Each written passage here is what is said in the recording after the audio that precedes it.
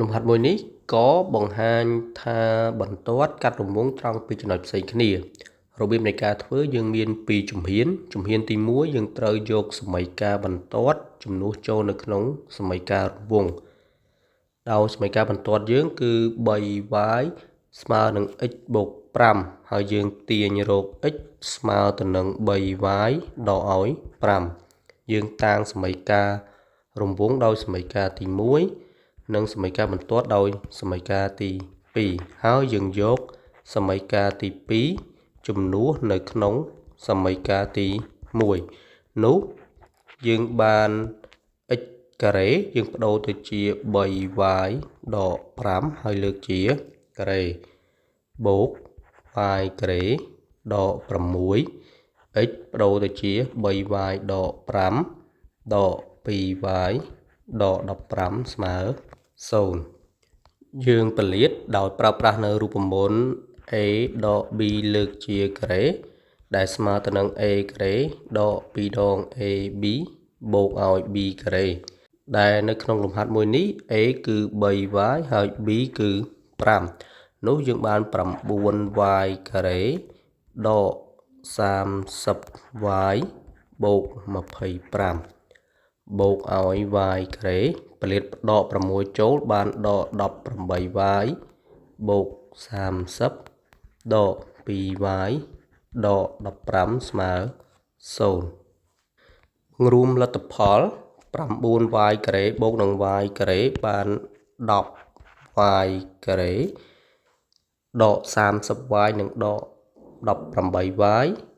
បានដក 48y ថែមដក 2 ទៀតវាបានដក 50y ចំណែកលេខ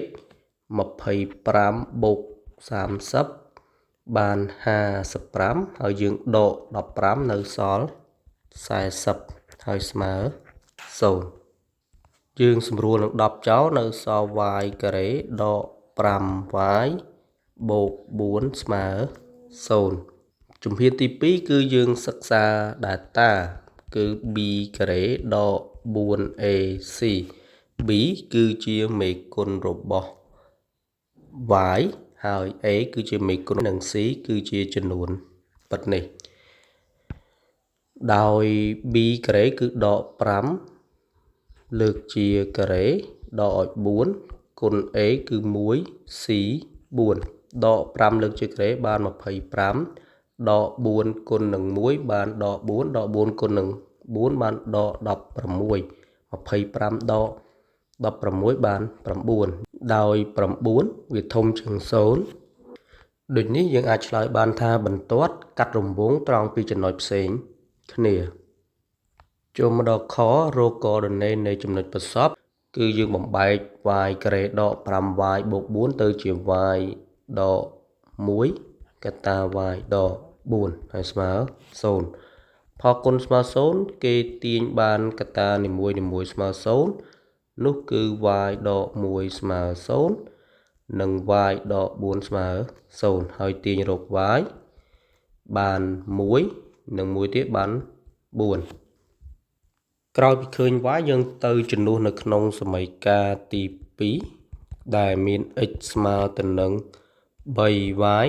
បូកឲ្យ 5 ហើយយើងជំនួស y ចូលទៅតាមករណីនីមួយៗទី1ចំពោះ y ស្មើទៅនឹង 1 នាំឲ្យ x ស្មើ3គុណនឹង 1 ដក 5 ស្មើដក 2 និងករណីមួយទៀតចំពោះ y ស្មើទៅនឹង 4 នាំឲ្យ x ស្មើ3គុណឲ្យ 4 ដក 5 4គុណនឹង 3 បាន 12 12 ដក 5 នៅសល់ 7 ដូចនេះ coordinate ចំណុចប្រសពរវាងបន្ទាត់និងរង្វង់គឺមាន 2 គូទី1ប្រសិនបើ x ស្មើដល់ 2 វាត្រូវជាមួយនឹង y ស្មើ 1 និងមួយករណីទៀតបើសិនជា x ស្មើ 7 នោះ y ស្មើ 4 គោគណនាចម្ងាយរវាង2ចំណុចទៅលើចំណុចប្រសពទាំងពីរដោយយើងតាំងដក 2 និង 1 គឺជា coordinate ទី1ដែលមាន x1 y1 ហើយ7 និង 4 គឺជា coordinate ទី2ដែលមាន x2 y2 ហើយយើងប្រើប្រាស់តាមរូបមន្តចម្ងាយរវាង2ចំណុចគឺ d ស្មើឬការ៉េនៃ x2 ដក x1 លើកជាការ៉េបូកឲ្យ y2 ដក y1 លើកជាការ៉េបន្ទាប់មកយើងចំនួនលេខចូលស្មើ x2 យើងបដូរទៅជាលេខ7ដក x1 បដូរទៅជាលេខដក2ដកគុណនឹងដកបានបូកវិញហើយលើកជាការ៉េបូក y2 4ដក y1 គឺ1លើកជាការ៉េស្មើ7បូកឲ្យ2បាន9លើកជាការ៉េបូក4ដក1នៅសល់3ហើយលើកជាការ៉េ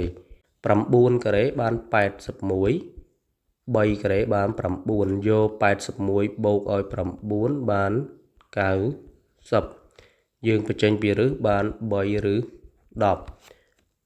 ដូចនេះចម្ងាយរវាង2ចំណុចនៃចំណុចប្រសពគឺ d ស្មើនឹង3ឬ10ដែលយើងគិតຂະຫນាតជាឯកតាប្រវែង